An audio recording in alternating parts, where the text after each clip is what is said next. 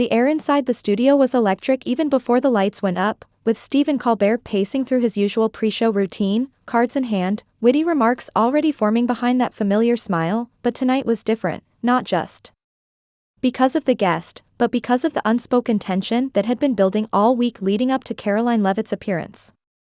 A former Trump press secretary turned rising political commentator who had made headlines recently for her scathing remarks about mainstream media bias, censorship, and what she described as the leftist stranglehold on cultural discourse, and though the invite to Colbert's show had been extended under the premise of open dialogue, no one behind the scenes was naive enough to believe this would be a civil tea party, least of all Karoline, who arrived with her chin lifted, her black suit sharp and precise, ready to deliver her message to an audience she knew would likely greet her with skepticism, if not outright hostility. And when the segment began, it seemed at first like Colbert might keep things light, joking about her age, her sudden rise in conservative circles, even calling her a TikTok-era firebrand, which drew laughs from the crowd but a tight smile from Karoline, who said, "I didn't come here to trend, I came here to tell the truth," and Colbert, never one to back down, leaned forward and replied, "Then let's get to it, what exactly is your truth?" And thus began a tense exchange that escalated faster than the crew anticipated, with Karoline calling out the late-night landscape as political theater disguised as comedy, and accusing Colbert directly of pushing an elitist narrative that mocked working-class values while cloaked in moral superiority. To which Colbert chuckled, "You mean like telling jokes for a living while also worrying about democracy?" And Karoline fired back, "No, I mean using your platform to shame half the country for voting differently than you," which drew both boos and applause from the audience, and for a moment, it felt like the entire studio had stopped breathing as the two locked eyes across the desk, neither blinking, neither softening, and what followed was a flurry of verbal blows dressed in rhetoric and sarcasm, including Leavitt of carrying water for a man who tried to overturn an election, while she retorted, "And you carried water for a media machine that buried stories to protect your political favorites." And at one point, when Colbert asked if she believed Trump lost the 2020 election fairly, Karoline answered, "I believe the American people have every right to question irregularities, and shame on you for mocking their concern," which prompted an audible groan from the audience and a sharp, almost cutting response from Colbert, "Shame on me, I'm not the one trying to gaslight a country into forgetting January 6th, and at that moment, Karoline stood up, pulled off her mic,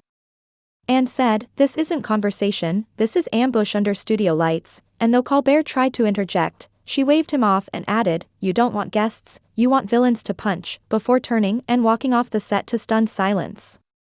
the camera catching her retreat for a split second before cutting to commercial. And from that moment, the internet exploded, clips circulating with headlines like, "Karoline walks off, Colbert versus Leavitt, the clash we didn't expect," and "Is late-night TV still a space for dialogue?"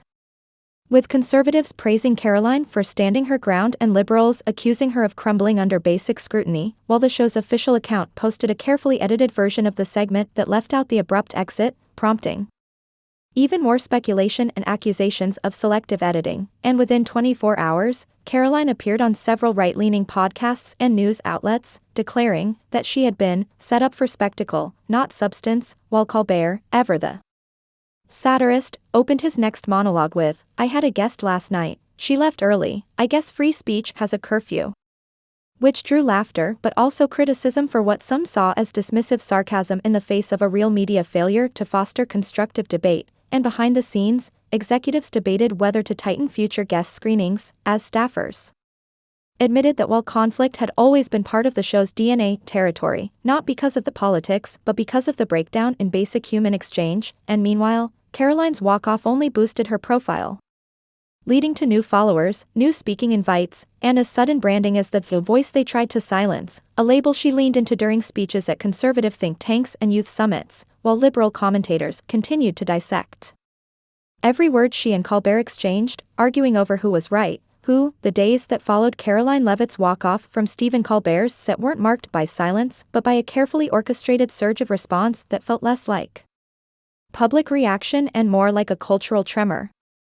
As if the fault lines exposed in those 7 chaotic minutes on live television had cracked something deeper in the collective discourse, and while Colbert remained predictably tongue-in-cheek in his next few episodes, mocking the moment with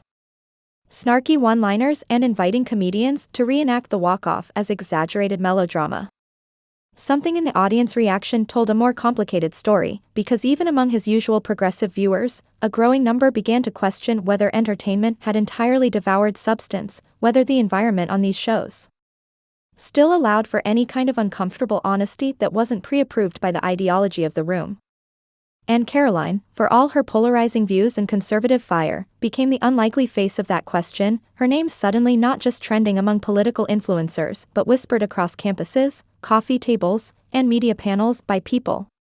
asking not whether she was right but whether she had been treated fairly, and this shift, small, nuanced, but undeniable, only fueled her media strategy.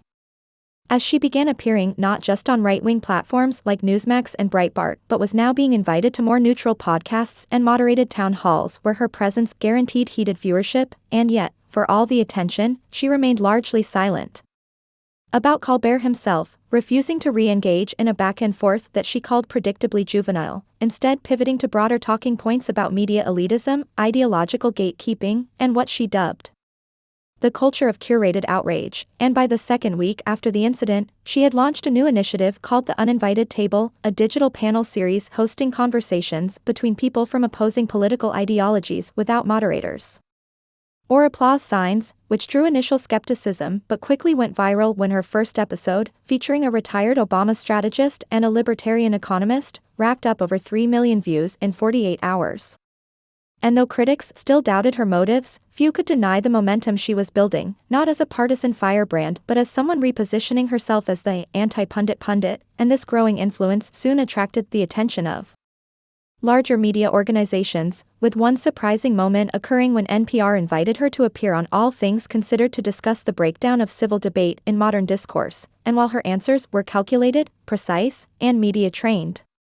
to perfection, her final remark, civility doesn't mean agreement.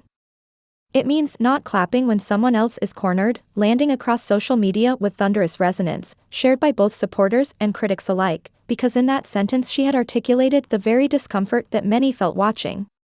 her segment on Colbert's show, the sense that something had shifted from tough questioning into theater, and Colbert, for his part, began to feel the pressure in subtle ways, his next few political guests noticeably softer, his monologues weighed with the kind of self-awareness that suggested not guilt, but awareness of critique, and a sense of self-doubt. And behind the scenes, according to anonymous CBS producers, there were serious discussions about how confrontational segments were handled, with even longtime staffers admitting the Karoline episode had hit differently, because unlike other confrontations, she hadn't been visibly rattled, hadn't raised her voice, hadn't fired back with anger, she had simply refused to stay seated in a format she no longer believed respected her as a guest, and that image of her standing, unhooking her mic and walking off without flinching had etched itself into the consciousness of a media generation, becoming a kind of meme, but also a metaphor, for the limits of performative engagement, and meanwhile, within political circles, her reputation transformed from controversial to essential, with several senators privately citing her as an example of media pushback with teeth. And rumors began to swirl that she might be considering a congressional run herself, though she dismissed it in interviews with a practiced smile, saying, "I'm not here to run, I'm here to reframe," a phrase that soon found its way onto her merchandise, digital banners, and speaking invites, and all the while, Colbert remained Colbert, never apologizing, never directly addressing the deeper criticisms, perhaps because to do so would imply a level of complicity he wasn't willing to concede, but even among his colleagues in late-night media, the conversation was shifting, with subtle jabs emerging on rival shows, where hosts like John Oliver and even Seth Meyers began inserting meta-comments about how we treat our guests when the cameras are rolling, and this behind-the-curtain reckoning didn't just stay in comedy, it echoed across editorial rooms, university